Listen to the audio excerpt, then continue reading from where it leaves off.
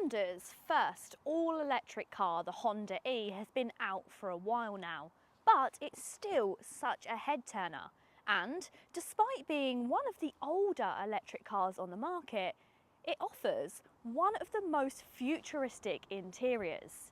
But with its slightly lower range, is the Honda E still a viable option for electric car buyers? Absolutely. I think this little thing is so much fun, and today I'm going to show you why range isn't always the most important thing. So if that sounds good, then please do keep watching. And if you like new car reviews and deep dives into electric content, then this is the place to be. Go ahead and hit the subscribe button and join the John Banks review channel. And don't forget, if you did have any questions or queries about the Honda E or any other cars in the Honda range, then you can click the link down below and chat to one of our sales associates. So let's start by talking about that styling. The Honda E remains one of the smaller electric cars on the market. Other brands are bringing out much bigger SUV models, and even those that are claimed to not be SUVs still look quite a lot like them. So the Honda E offers something which not a lot of others can, and that's a really practical small size, which is fantastic for inner city parking. This thing also has a fantastic turning circle as well. In terms of the styling, it's just adorable, isn't it? I love the styling of the Honda E. You've got some really emotive round headlights. It almost looks like a little cartoon robot, and it's still such a head turner. Despite the compact dimensions of the Honda E looking like a 3-door, it does actually have 5 doors. You can find the handles for the rear doors actually integrated into the window. Once you open up the rear doors, it's actually surprisingly practical, as these rear doors open at nearly a 90-degree angle, so getting in and out of this little car is really easy. You may be wondering, why don't many manufacturers build small electric cars? Now, one of the big reasons is compromise. Because in an electric car, you do have to find somewhere to put the batteries. In the Honda E, they're under the floor, and that means that the rear seats do sit up quite high, and your knees sit quite high off of the floor. So if you do have long legs, then you might struggle sitting in the back of the Honda E. It is strictly a 2-seater back here as well, with no middle seat. But actually it's nice and comfortable, and a good amount of light comes through the front and the sunroof. Plus at night, you have these lovely little spotlights. The Honda E is all about playing around with the future of car technology. The Honda E gets pop-out door handles for opening and closing the doors, and it also gets digital cameras as wing mirrors. I'll show you how they work when we go inside, and these are really cool because this is technology that's usually only reserved for much more expensive premium cars. I challenge anybody to step inside a Honda E and not go, wow, that's cool. Because there's so much going on inside this car and so much to look at. It's ultra futuristic. You've got 2 large digital screens, which at the moment, I've got an aquarium on. How cool is that? But you do have your usual functions like your satellite navigation. You've got all of your radio functions, Apple CarPlay and Android Auto.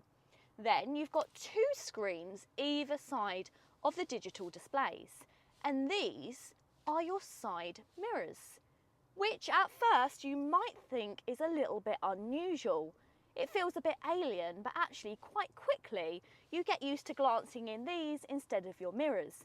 And let me tell you this, they're much clearer than any picture you can get in a usual side mirror. And then there's the rear view mirror. Yep, this is also a camera. You can switch it to have a standard rear view mirror and switch it again, and it gives you a digital display of behind you, which is very, very cool. Then lastly, you've got the digital driver's display in front of you, which has all of your standard systems like your lane assist, how fast you're going, and also any other functions you'd like displayed in front of you. The steering wheel is great. It's very round and cute. It matches the rest of the car. You've got lots of functions on your steering wheel, including these buttons behind it, which actually aren't the gears like you get in a petrol car. These are to turn up and turn down your regenerative braking functions. That's when the car brakes for itself and it puts energy back into the battery. But despite being very futuristic with all of these different cameras, it also feels a little bit retro. You've got this lovely wooden dash effect. Now the reason you've got this wooden dash effect and you've also got these lovely grey seats is because this car was designed with the Japanese market in mind. And in Japan, space is a premium. You have small apartments and lots of people go to their cars to find a bit of tranquility. And that's what Honda did with the Honda E. They wanted people to feel tranquil inside the Honda E. Perhaps you want to sit in here and eat your lunch or do your work. Well, you can do that whilst feeling very comfortable and almost as if you're sitting in your living room. Despite being a small car, storage is also very good. In this centre console, you've got somewhere to pop your drinks and you could also section it off in different ways. You've also got this little strap here, which if you pull out, reveals a hidden cup holder. That's very cool. You've got loads of extra storage space down here as well, so people up front are going to be so comfortable. There's loads of legroom.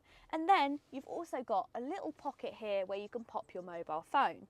You might be wondering, that's quite a lot of plugs going on under there. What are all of those? Well, this is where the Honda E has so much functionality. There, you've got a 12-volt socket like normal. You've also got a USB charger, all very normal. But I've also got a 3-pin plug and a HDMI cable, and that means that if you wanted to, you could connect things like consoles and you could play games on your screens whilst you're charging. You may be wondering if all of these screens are a little bit distracting. That's the question I would have asked if I was first looking at the Honda E. And I have to be honest, if you're used to driving older cars and you've not driven an electric car before, the screens are going to be a little bit overwhelming to start with. There's a lot going on and you can see a lot of movement around you. But once you are used to the screens, they're fantastic. It's really easy to see what's going on behind you, even though you don't need that because this is such a small car. That gives you a lot of confidence when driving. In fact, I've seen the Honda E being used as a learner driver car very often because it's just so easy to manoeuvre around and it has great visibility. Also, when using the screen when driving, the Honda E actually has some shortcut buttons on the dashboard. You've got a shortcut to your home and you've also got a volume button and a shortcut to your 360-degree parking camera and park assist. This means that when you're driving, it's a lot less distracting than playing around with just the screen. And if you wanted something which is even easier and less distracting, you can simply just ask the car. Navigate to John Banks Honda. Searching for John Banks Honda. John Banks Honda. Would you like to start navigation? Yes. And just like that, now I'm navigating to my end destination. Using the voice command system makes that really easy. I love the wing mirrors as well. They're just so clear and crisp. And if you don't like this screen up here, you can simply switch it off and have a standard rear view mirror instead. On top of all of that, the Honda E also, despite being very modern and futuristic, still has physical climate control dials. So simply changing these when you're driving, again, couldn't be simpler. The Honda E has a power output of 154 brake horsepower and it will go from 0 to 60 in around 8.3 seconds. That doesn't sound particularly fast, but that's because the Honda E starts to slow down when it gets past 30. But the 0 to 30 sprint is actually quite eye-watering. This car can really go off of the line very quickly, and that means it's quite engaging to drive. Also, when you are driving, it's got a low centre of gravity thanks to the batteries, and that means it feels absolutely glued to the road. It handles just as well as a lot of more premium cars in this market. The Honda E has no interest in blending in with the rest of the cars on the electric market, and that's also true when it comes to the charge port. The charge port is actually located in this little black square under the bonnet. So on the key, you click the charge button and out opens your charging port. This is so cool, and it also means that you can drive straight up to chargers and you have no issues when plugging in. And it's also good because it's located on top of the bonnet. So if there is any frontal damage, you're not going to affect your charging. So let's chat range, because that's been the biggest issue with the Honda E since it was released. With around 140 claimed miles of range and a realistic range of around 100 miles, the Honda E is not going to be perfect for everything. But then, neither's an Audi R8. You wouldn't drive an Audi R8 if you was nipping to the shops each day. And that's the same with the Honda E. If you're only doing short journeys, if you have a charger at home, then it's great. The thing with the Honda E is that smile it puts on your face when you look at it. Well, that smile has continued onto the interior and when you're driving as well. This car just can't help but make you beam every time you're around it, and everyone else around you as well. This car is the first car that my mum has truly found very, very interesting, which is high praise. I personally think that the Honda E is one of the coolest electric cars that money can buy. This little thing has technology like those wing mirror cameras that are usually reserved for much more expensive cars. The design of this car feels so futuristic. It feels like what we wanted electric cars to be in the future, but we can actually buy it today. And it's wrapped up in such a cute package, which is really easy to park in inner city driving. I really do love the Honda E, and I hope that I've proved that range is not everything when you get a car which is this cool and this much fun to drive.